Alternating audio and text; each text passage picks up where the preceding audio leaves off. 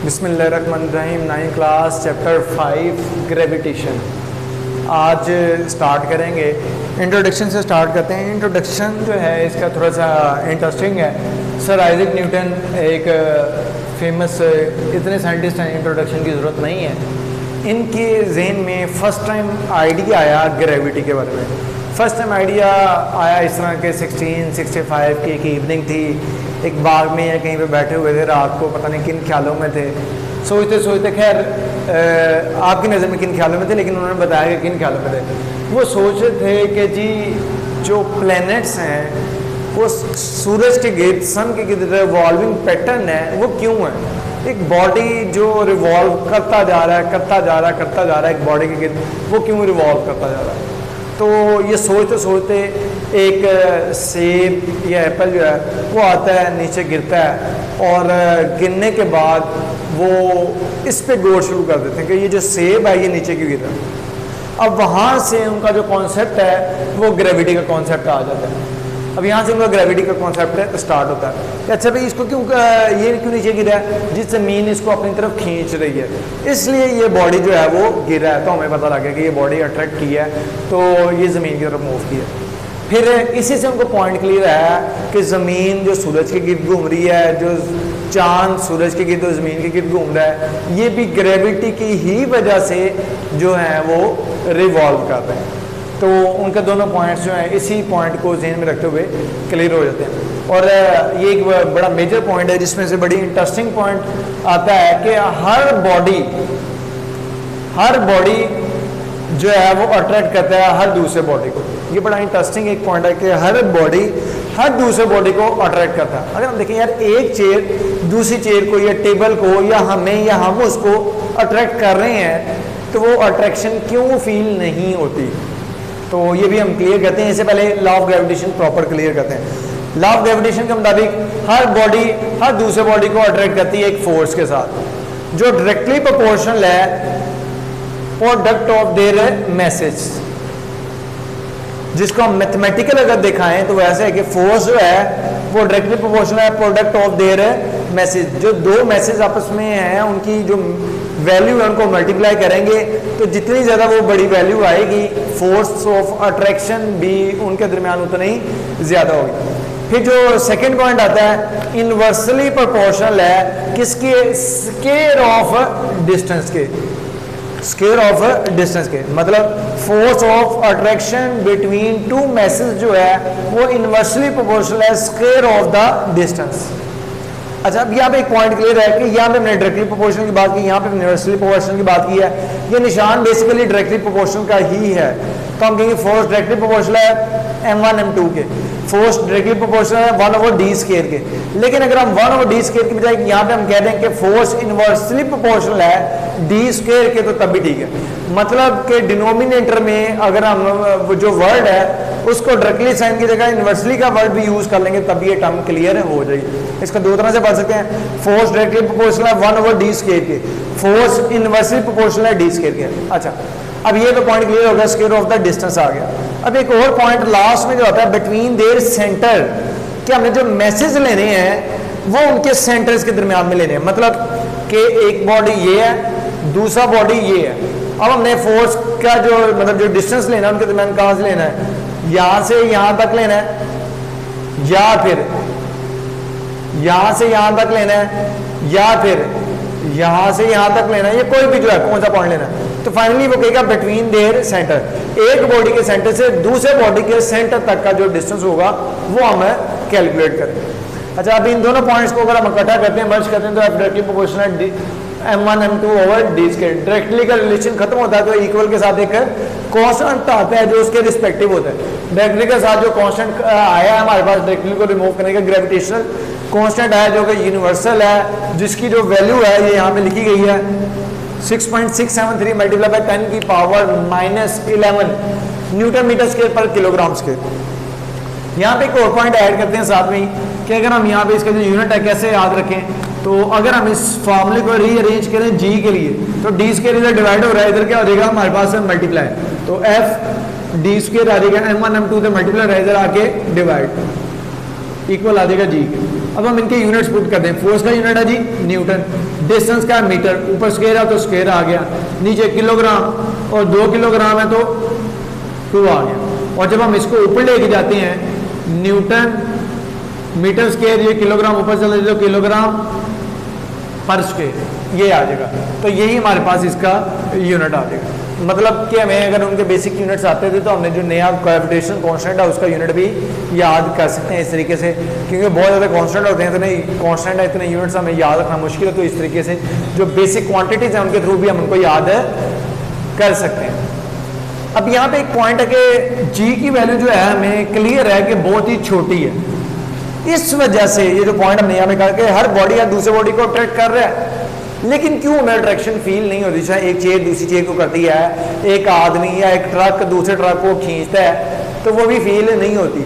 तो हमने कहा जी ये मैसेज जो है ये बहुत छोटे हैं, तो इनके मैसेज छोटे होने के साथ साथ इनका जो ग्रेविटेशनल कांस्टेंट है ये तो बहुत ही छोटा है, जिस वजह से जो उनकी अट्रैक्शन की फोर्स है बहुत कम होती है, इसलिए हमें फील ही नहीं होती।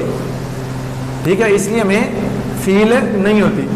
लेकिन अगर हम देखते हैं कि जमीन हमें अपनी तरफ खींच रही है, क्योंकि जमीन का मैस बहुत ज्यादा है, तो वो जब अट्रैक्शन की फोर्स होती है वो एक सिग्निफिकेंट फोर्स होती है। तो वो एक सिग्निफिकेंट फोर्स होती है जिस वजह से जो जमीन की अट्रैक्शन है वो हमें महसूस होती है और वाजिया नजर भी आती है कि हमें जो है जमीन अपनी तरफ अट्रैक्ट कर रही है। यहाँ पे दो शॉर्ट क्वेश्चंस वो दोनों क्लियर होते हैं कि एक बॉडी दूसरे बॉडी को अट्रैक्ट करता है तो वो मूव क्यों नहीं करता, तो ये क्लियर है कि due to small value of G. फिर इसी से आता है अगर वो अट्रैक्ट नहीं करता तो जमीन अट्रैक्ट कैसे करती है, क्योंकि large mass of the due to large mass of earth जो है वो सिग्निफिकेंट फोर्स की वजह से अट्रैक्ट करती है। अब यहाँ पे एक पॉइंट है कि जी वेट क्या है, तो weight basically law of gravitation की ही फोर्स है। लॉ ऑफ ग्रेविटेशन के मुताबिक जो अट्रैक्शन की फोर्स है जिसको फोर्स ऑफ ग्रेविटेशन का नाम दिया गया है वही बेसिकली वेट है। फोर्स ऑफ ग्रेविटेशन यही बेसिकली एक दूसरे के बराबर है। वेट क्या है? फोर्स ऑफ ग्रेविटेशन, वो फोर्स जिस फोर्स से जमीन उस बॉडी को अपनी तरफ अट्रैक्ट करेगी वही उसका वेट है। अब लॉ ऑफ ग्रेविटेशन और Newton third law of motion इसको रिलेट करना है, मतलब कि एक बॉडी फॉर एग्जांपल ये है, ये इसको अट्रैक्ट कर रही है तो ये भी तो इसको अट्रैक्ट कर रही है, तो ये बॉडी इसको अट्रैक्ट कर रही है तो ये बॉडी इसको अट्रैक्ट कर रही है, दोनों की जो अट्रैक्शन की फोर्स है वो सेम है।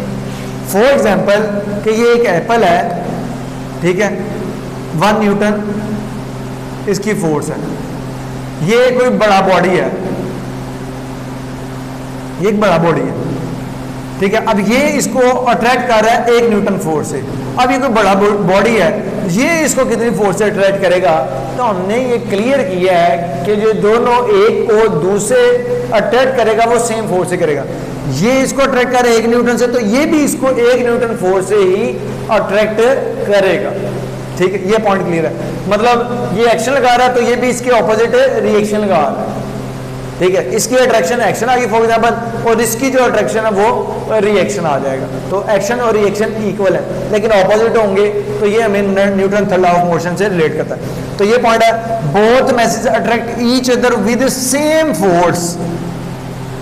दोनों मैसेज जो है एक दूसरे को एक ही फोर्स से अट्रैक्ट करेंगे, ठीक है। दूसरा पॉइंट, उनकी जो डायरेक्शन होगी वो एक दूसरे के ऑपोजिट होगी। ये इधर को फोर्स लगा रहा है, ये इधर को लगा, मतलब ये इधर को लगा रहा है, ये इधर को लगा रहा है, दोनों की जो फोर्स होगी वो एक दूसरे के ऑपोजिट होगी। अब लास्ट जो पॉइंट है कि रिगार्डलेस ऑफ देयर मैसेज, मतलब उनका मैस छोटा है या बड़ा है या सेम है, इस चीज से फर्क नहीं पड़ेगा कि उन दोनों की जो आपस की अट्रैक्शन की फोर्स है वो सेम नहीं होगी, वो सेम ही होगी। तो इसको हम इधर से क्लियर करते हैं। फॉर एग्जाम्पल एक मैस M1 है, एक मैस M2 है, उनके दरमियान डिस्टेंस D है। अब ये बॉडी जो बड़ा है ये इसके ऊपर फोर्स लगा रहा है, फॉर एग्जाम्पल हमने इसको कह दिया ये एक्शन फोर्स है, ये जो है एक्शन है फोर्स का। अब ये बॉडी भी इसके ऊपर फोर्स लगाएगा, ठीक है। इसको हमने नाम दे दिया, ये जो फोर्स है ये क्या है, रिएक्शन फोर्स है। अब जब हम देखेंगे एक्शन फोर्स और रिएक्शन फोर्स दोनों इक्वल होगी, चाहे उनके मैसेज जो हम दिखा रहे हैं मैसेज का साइज जो है वो फर्क है, फिर भी वो सेम फोर्स से अट्रैक्ट करेंगे। तो ये एक्शन हो गया, ये इसकी फोर्स से रिएक्शन होगी, सेम मैग्नीट्यूड के साथ होगी। और अगर हम देख रहे हैं तो डायरेक्शन क्लियर हो रही है कि डायरेक्शन एक दूसरे के ऑपोजिट है। तो यही जो है Newton third law of motion कहता है कि action and reaction are equal but opposite in direction. तो Newton third law of motion और लॉ ऑफ ग्रेविटेशन ये जो है एक दूसरे के साथ कंसिस्टेंट रखते हैं। ये पॉइंट हमारा क्लियर हो जाता है। अब इसी से रिलेवेंट एक नेक्स्ट पॉइंट आता है ग्रेविटेशनल फील्ड। अगर हम नॉर्मल बॉडीज की बजाय जब हम इसको डिस्कस करें मैस की अट्रैक्शन की, तो हमारे पास एक पॉइंट आता है कि फॉर एग्जांपल एक बॉडी जो हमने M1 कंसीडर किया है, फॉर एग्जांपल वो एक बॉडी M है, और जो दूसरा बॉडी M2 वो फॉर एग्जांपल मैस ऑफ अर्थ है, तो उसका जो हम सिंबल यूज करें ME है।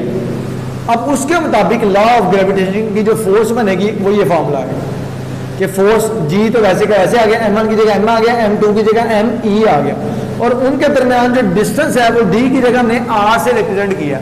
और R बेसिकली क्या है, ये radius of earth plus height, मतलब R जो है स्मॉल वो बराबर है radius of earth plus height के इक्वल होगा, जो कि टोटल डिस्टेंस होगा जमीन के सेंटर से लेके मैस के सेंटर के दरमियान। तो ये हमारे पास लॉ ऑफ ग्रेविटेशन के मुताबिक अट्रैक्शन की फोर्स आ जाएगी। और यही फोर्स बेसिकली वेट की फोर्स है, जो हमारा वेट होता है वो बेसिकली यही फोर्स है कि ये पहले भी पॉइंट है क्लियर किया। अब ग्रेविटेशनल फील्ड क्या है, जमीन के गिर्द वो रीजन जहां पे एक बॉडी अट्रैक्शन की फोर्स फील करता है, वो रीजन को हम ग्रेविटेशनल फील्ड का नाम देंगे। अब जितना जो दूर जाते जाएंगे तो अट्रैक्शन ऑफ जो ग्रेविटी है वो रिड्यूस होती जाएगी, लेकिन ग्रेविटी रहेगी। लेकिन जब ग्रेविटी से दूर चला जाएगा तो वो जो है ग्रेविटेशनल फील्ड से आउट हो गया। तो ग्रेविटेशनल फील्ड जमीन के गिर्द वो रीजन है जहां पे कोई फोर्स ग्रेविटी की फील हो। ठीक है, फोर्स ऑफ ग्रेविटी क्या हो, फील हो, उसको हम कहते हैं। फिर इसी से है जो ग्रेविटेशनल फोर्स है, बेसिकली वो फील्ड फोर्स भी है। ग्रेविटेशनल फोर्स जो है वो फील्ड फोर्स भी है। फील्ड फोर्स क्या होता है कि ऐसी फोर्स जो एक दूसरे बॉडी को अट्रैक्ट करे, चाहे वो उसके साथ कांटेक्ट में हो या ना हो, ऐसी फोर्स को हम फील्ड फोर्स का नाम देते हैं कि बॉडी कांटेक्ट में है या नहीं, अट्रैक्शन की फोर्स वहां पे है ही है, और इस किस्म की जो फोर्स होगी उसको हम फील्ड फोर्स का नाम देंगे। और यही चीज हम देखते हैं कि बॉडी जो जमीन से दूर भी है तब भी जमीन की जो ग्रेविटी की फोर्स है वो उसके ऊपर एक्ट कर रही होती है। तो इसका मतलब है कि लॉ ऑफ ग्रेविटेशन के मुताबिक जो ग्रेविटेशनल फोर्स है वो हमारे पास फील्ड फोर्स भी कंसिडर हो रही है। फिर ग्रेविटेशनल फील्ड स्ट्रेंथ, जमीन के जितना करीब होंगे सेंटर पॉइंट के करीब, जितना सेंटर पॉइंट के करीब होंगे हमारे पास जो ग्रेविटेशनल फील्ड स्ट्रेंथ है, ग्रेविटेशनल फील्ड की जो फोर्स लग रही है वो उतनी ज्यादा पावरफुल होगी जितनी जमीन के करीब है। जैसे जैसे हम जमीन से दूर जाते जाएंगे तो वो वैल्यू कम होती जाएगी। तो इसकी डेफिनेशन के मुताबिक अगर देखें, द फोर्स ऑफ ग्रेविटी पर unit mass is equal to gravitational field strength, और इसकी वैल्यू जो है सेम होगी वैल्यू ऑफ जी के, मतलब जी बराबर है ग्रेविटेशनल फील्ड स्ट्रेंथ के। ठीक है, ये इसकी वैल्यू इसके बराबर होगी। अदरवाइज जी जो है वो ग्रेविटेशनल एक्सेलरेशन है।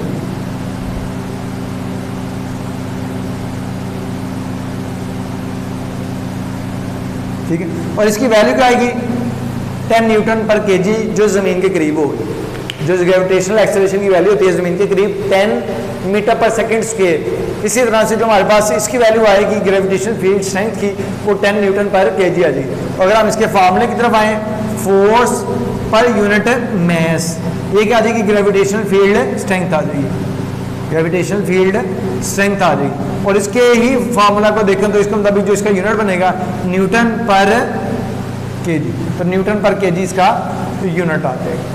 तो अब तक के लिए इतना, इंशाल्लाह नेक्स्ट टॉपिक में नेक्स्ट लेक्चर के साथ मिलेंगे। अल्लाह हाफिज़।